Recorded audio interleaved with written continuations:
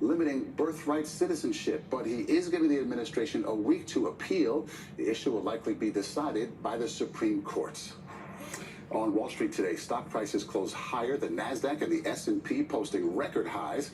Investors brushed off the president's threat to hit more than 20 countries with new tariffs by the 1st of next month. CBS News Money Watch correspondent Kelly O'Grady joins us now. So, Kelly, catch us up here. Where do we stand? So first, we got a shift in the timeline. We were supposed to have higher tariffs kick in this week. Now that's shifted out to August 1st. We also got new tariff rates. Just this week alone, the president sent letters to over 20 countries saying, here's your new tariff rate. Most notable ones, Japan and South Korea at 25%, Brazil at 50%. Think about the kind of stuff we get from them. Cars, electronics, coffee, that's an important one. He says, hey, tariffs, they're supposed to level the playing field when it comes to trade. Brazil, though, interestingly, trade surplus. They buy more from us. So those are the countries. What about specific sectors here? Copper's the new one, 50% by August 1st. Copper, it's in everything from kitchen appliances to the electrical grid. Remember, we talk about AI, we're going to need power, we're going to need electricity. Copper prices being hard, that's going to be a challenge. The president says it's a matter of national security to have it made here. That's going to take time, though. Remember, we import roughly 50% from countries like Canada and Chile. All right, Kelly O'Grady, thank you for the update. Well, since the trade war began, we have been bringing you stories of American companies caught in the crossfire. Tonight, Skylar Henry reports the president's tariffs are giving a pillow maker some sleepless nights.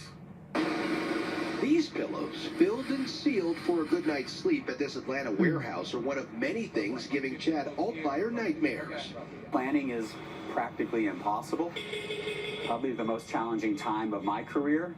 Altmeyer is the CEO of Standard Fiber, the middleman between Chinese producers of sheets, towels, and curtains and American buyers such as Walmart and Target. We're already having customers that are reducing their order quantities. When tariffs reached triple digits, retailers canceled their orders from China.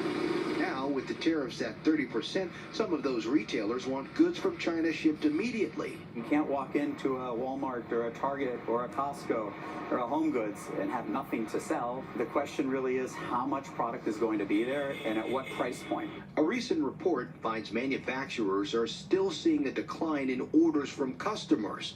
Many blame tariffs and economic uncertainty for the drop. With two manufacturing sites in the U.S., Altmeyer says it's still not possible to move home textile production completely out of Asia. They've moved some production from China to other Asian countries, but Altmeyer says that will still cause a large price increase. Being the middleman isn't easy. Revenue losses from tariffs forced Standard Fiber to cut about 45 of its 250 workers. What keeps you up at night? The not knowing part and then not being able to control these unprecedented, tariff situations that are frankly wreaking havoc on the world, not just the U.S. and not just our industry. And despite President Trump making a push to bring manufacturing jobs back to the U.S., Altmeyer says that there is a limit on what can be done just because of a lack of infrastructure, trained workers, and raw materials altogether. Skylar Henry in Forest Park, Georgia, thank you. Turning now to the war between Israel and Hamas. An Israeli airstrike killed 15 people as they were waiting outside a medical clinic in Gaza. The dead include 10 children. Elizabeth Palmer has the details, and we caution you here. Some of the images in her report are graphic. By 7:15 this morning, 24 women and their children had arrived at a clinic in central Gaza. It's run by Project Hope, an American medical charity that distributes nutritional supplements. You can see them waiting in this surveillance camera video, which we've slowed down as two men walk past. Then, an Israeli strike. 10 children were killed, including toddlers. They're the latest in a grim and rising toll. 74 people were killed today in Gaza, according to the Hamas-run Ministry of Health. We spoke the only way we could, on Zoom, with Dr. Mithkal Abu Taha, who's in Gaza with Project Hope. It is a tragedy. This is all I can think of. It is a tragedy.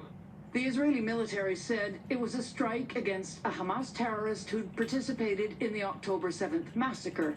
and it regretted any harm to uninvolved individuals. But Project Hope said it was a blatant violation of international humanitarian law. There is no need to target those guys where children and women are seeking humanitarian. And where the Israeli military knew there was a clinic. Yes, when it was coordinated very well and acknowledged by them. Gazans and Israelis had got their hopes up this week because a ceasefire deal really looked as if it was in reach. But those hopes are dimming now that Prime Minister Benjamin Netanyahu is leaving Washington with the deal in limbo. Liz Palmer in Tel Aviv tonight. Thank you. Still ahead on the CBS Evening News.